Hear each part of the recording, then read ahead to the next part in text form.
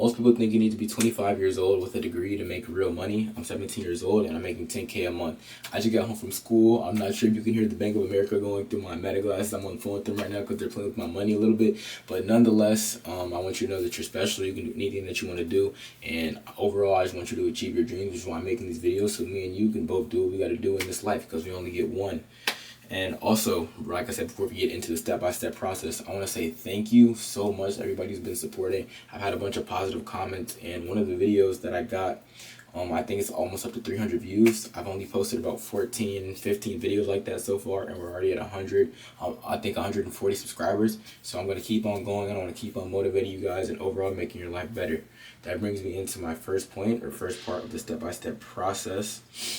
I want you to find a service that you can start with low to little money, or a process that you can scale at a higher rate. A process of business that you can scale at a higher rate. So for instance, right, the business that originally got me to my initial 10K a month was a power washing business. Later on, I will for sure make a step-by-step video on how to start a power washing business that'll generate you 5, 10K, however much may be a month.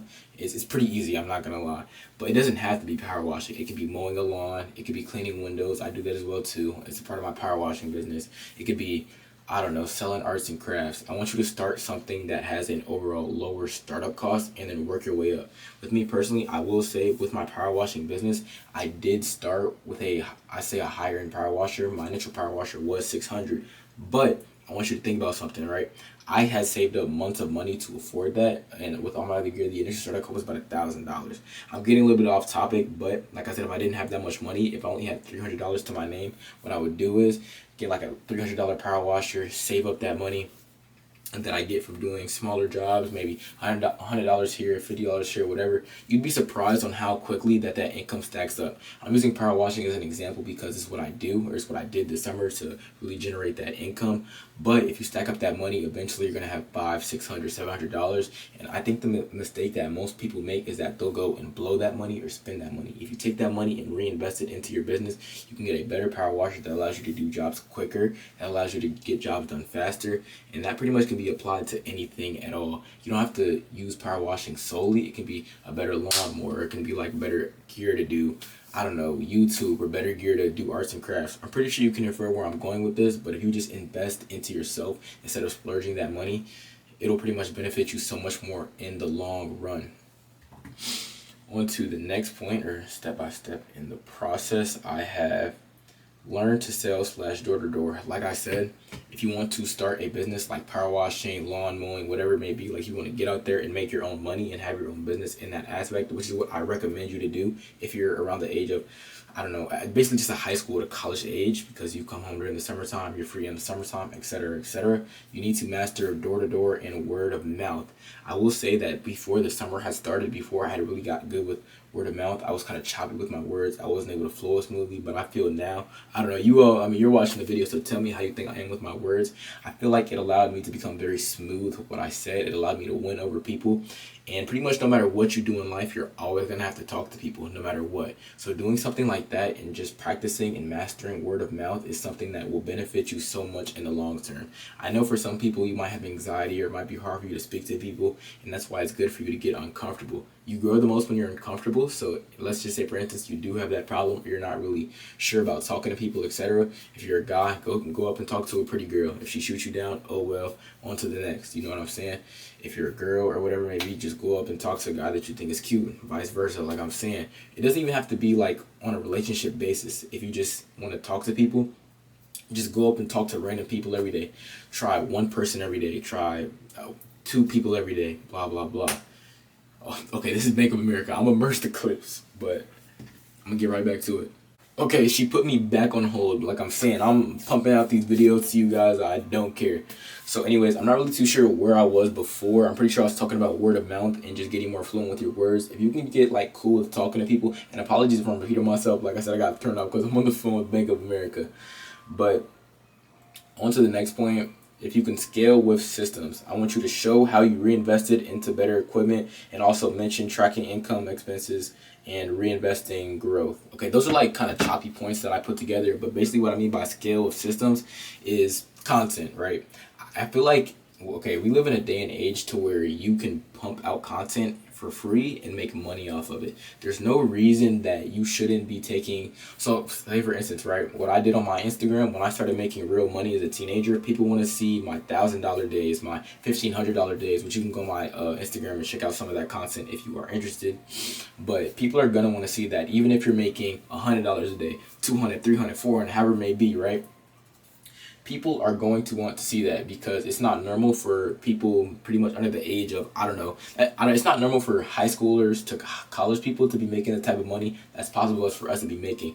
You have a device, whatever you're watching me on right now, a phone, iPad, laptop, just go make content once you start making some decent money. Because even if it doesn't feel like I only made $200, $300 today, whatever it may be, if you're working a 9 to 5, you're making way less than that. You know what I'm saying? And that's why when I got a sliver of that entrepreneurship, I decided that I'll never go back. And I don't think you should either. I feel like being your own boss, making your own hours is something that everybody would enjoy doing because you pretty much just are able to live life way better and with more freedom. So I say harping on that point, if you can just do that, like I said, make content, like I said, it'll benefit you. I really feel like our parents and really just people in general would kill to have the experience, not people in older times would kill to have the experience to pick up a phone, record themselves, and make money off of it. Even if it might be slow right now, like I said, I just started my channel and I'm at 140 subscribers. You know what I'm saying? If not at 1,000, I'm not at 5,000, I'm not at 10,000, but I've had a lot of support from you guys. Even if it's not a whole bunch right now, I'm thankful for it. You have to be thankful for the small wins. You have to be thankful for the compound interest. It's gonna keep snowballing and snowballing and snowballing and snowballing, and eventually it's all gonna compound and you're gonna be able to change your life. This is Bank of America again, so I'll pause the video and I'll be back. Okay, I'm back. Completely off topic. The dispute hotline, which where I need to speak to, they're closed, so I have to call again at 7 a.m. in the morning. But I wake up at 5 anyways, so I'll be up.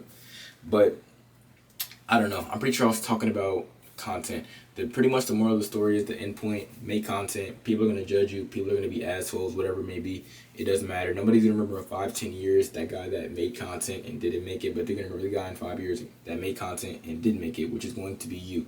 I promise you, if you post every single day, you put your best foot forward, and you show up every single day, without a doubt, you're going to make it. Just put in the work.